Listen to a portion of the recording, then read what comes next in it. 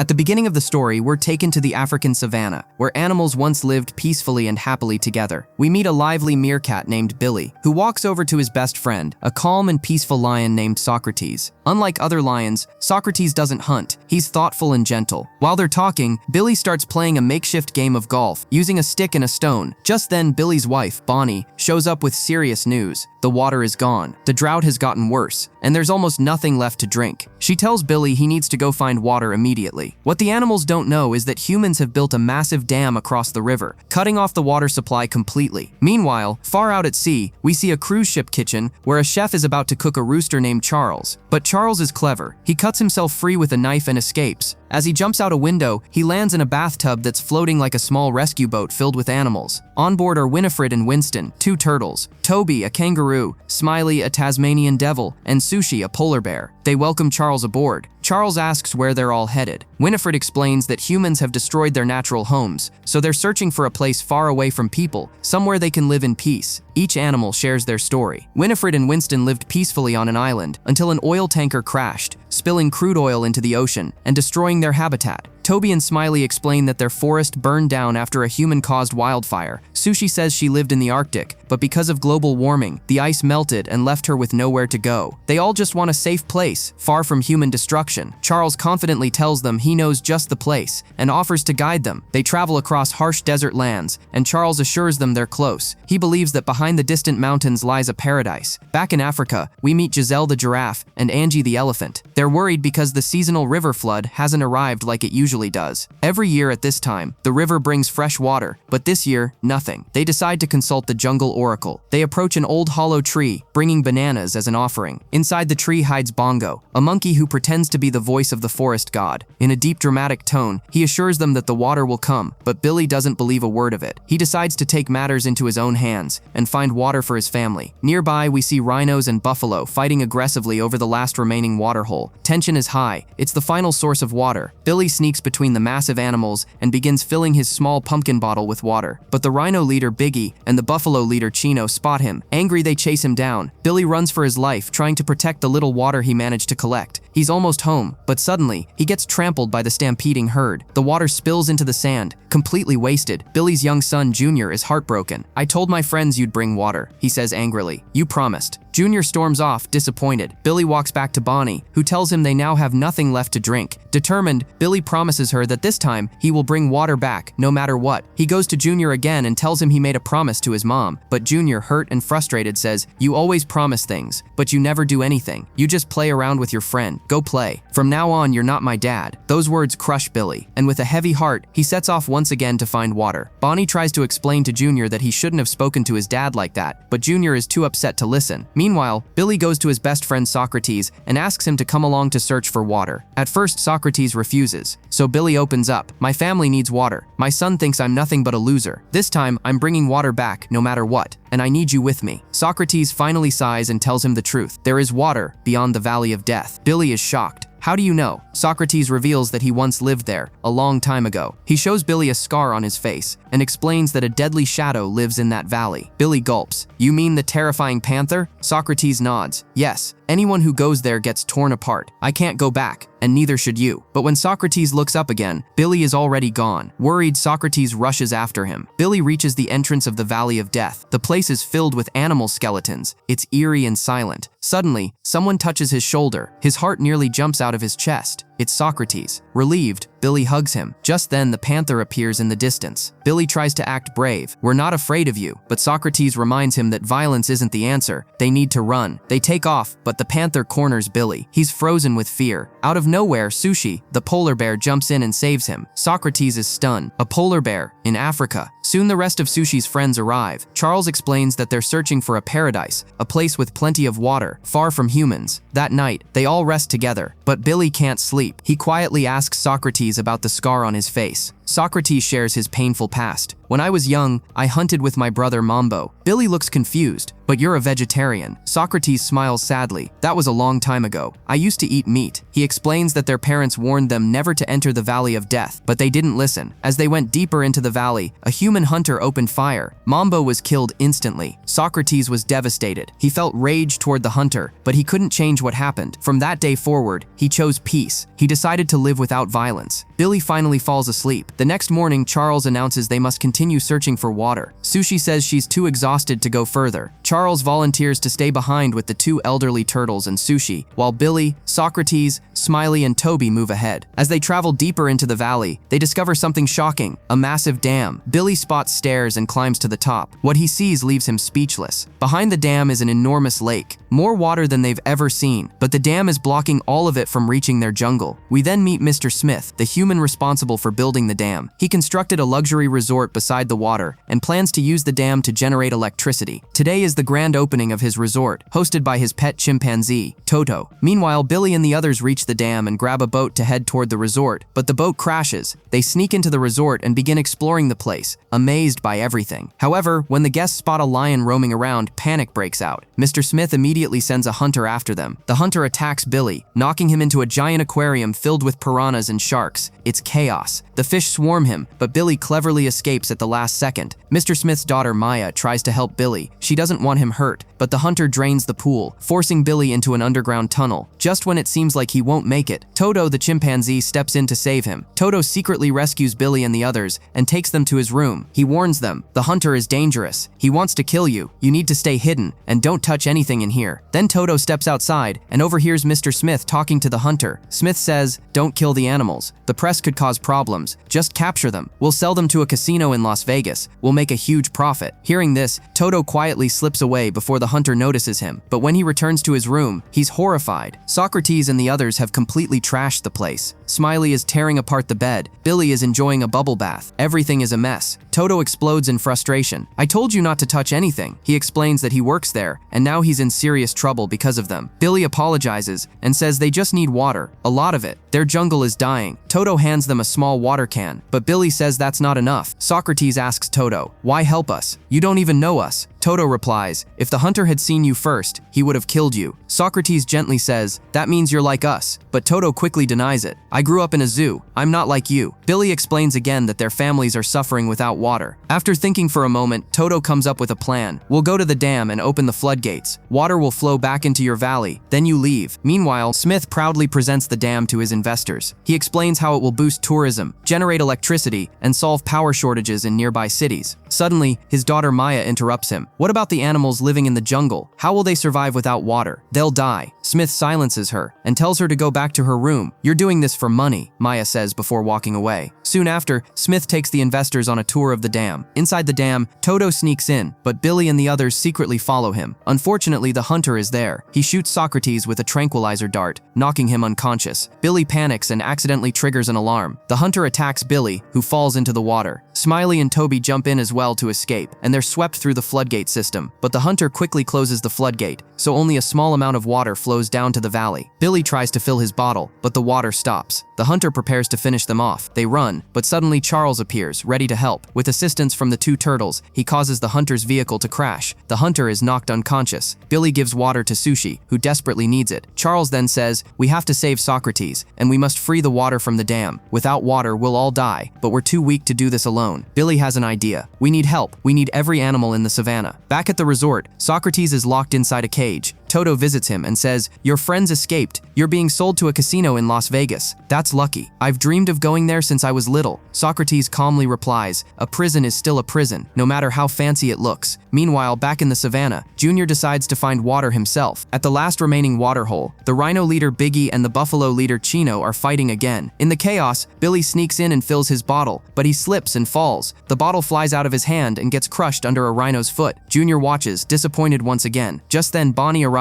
and pulls Junior to safety. Biggie and Chino charge toward each other again, but Bonnie steps in front of them. Don't you two have anything better to do than fight all the time? They respond honestly, no, we really don't. Soon, Billy and his friends arrive back in the savannah. Billy says they need to speak with Angie the elephant, since she's the respected leader among the animals. Charles approaches Angie first, flatteringly praising her leadership and telling her they must call a grand animal conference because they've found the water source. And your hero Billy discovered it, Charles adds. Angie is surprised. Billy then uses a hollow tree like a giant horn, blasting a loud call across the savannah. Animals from everywhere gather around the old sacred tree. Angie announces, this is our first historic assembly. No fighting, no No attacking. That is the law of the jungle. Even the rivals agree. Billy steps forward and reveals the truth. The humans have trapped our water behind a massive dam. They're stealing it. If we don't act now, our families will die. But many animals are afraid of humans. No one wants to risk it. That's when Winston and Winifred slowly step forward. They explain that water is not just water, it's the blood of their ancestors. They were born 700 years ago on an island in the Pacific Ocean. Over centuries, they watched humans destroy nature again and again. Oil spills poisoned their home, forests vanished, life disappeared. We stayed silent, they say, and we lost everything. If they don't act now, humans will destroy this land too. This world doesn't belong only to humans, they continue. They are just one part of it, like us. But they act as if it's all theirs. Their emotional speech moves every animal deeply. That night, Winston and Winifred quietly pass away in their sleep. They were simply too old. The next morning, when the animals discover they're gone, grief fills the savannah. But that grief turns into determination. This time, they will act. All the animals march toward the dam, except the rhinos and buffalo, who refuse to join at first. As the animals approach the dam, the hunter spots them and attacks from a plane, firing missiles. Suddenly, Toto appears mid-air and knocks the hunter unconscious. He finally understands the value of freedom. One missile crashes into the dam, but doesn't explode. Toto manages to crash the plane, but the hunter regains consciousness and points a gun at him. Before he can shoot, Bongo the monkey throws a rock and knocks the hunter out. Meanwhile, Charles sends his bee and termite friends into the resort. The insects swarm the guests, causing chaos and forcing everyone to flee. Maya rushes to Socrates' cage. She now understands that he's peaceful and only wants water. She frees him. The hunter returns and sees Socrates has escaped. Furious, he turns and comes face to face with the lion. This is the same hunter who killed Socrates' brother years ago. Socrates doesn't roar. He simply stares, then knocks the hunter into the water and releases the floodgates from inside. Outside, the animals are attacking the dam, but it's too strong. Just then, the rhinos and buffalo finally join them. Together, they charge at the dam. Still, it doesn't break. Suddenly, the hunter falls down again, and Smiley knocks him out with one powerful fart. At that moment, Socrates climbs to the top of the dam. Billy is thrilled to see him alive. Socrates shouts, "Stamp your feet, make the ground shake." All the animals begin stomping in rhythm. The earth trembles. Billy grabs a rock and throws it at the dam. The rock hits the unexploded missile lodged inside. Boom! The missile detonates. The dam cracks and finally collapses. Water bursts forward in a massive wave, rushing back into the valley. Junior watches in awe. For the first time, he's truly proud of his dad. The water floods the savannah. Animals cheer, splash, and celebrate as life returns to the land. Socrates smiles at Billy. "We brought the water back. Now it's time to celebrate." In the final scene, the savannah is alive again. Green, vibrant, full of joy. We also see Mr. Smith sitting quietly in the jungle with his daughter. "Our hotel is destroyed," he says sadly. "I'm ruined." Maya gently replies, "But the animals are happy. They have water again." Smith looks around at the thriving jungle and finally smiles. And that's where the story ends, with balance restored, unity achieved, and hope flowing freely once again. If you enjoyed this adventure, don't forget to like, subscribe, and share this video with your friends. More amazing movie stories are coming soon, so stay tuned.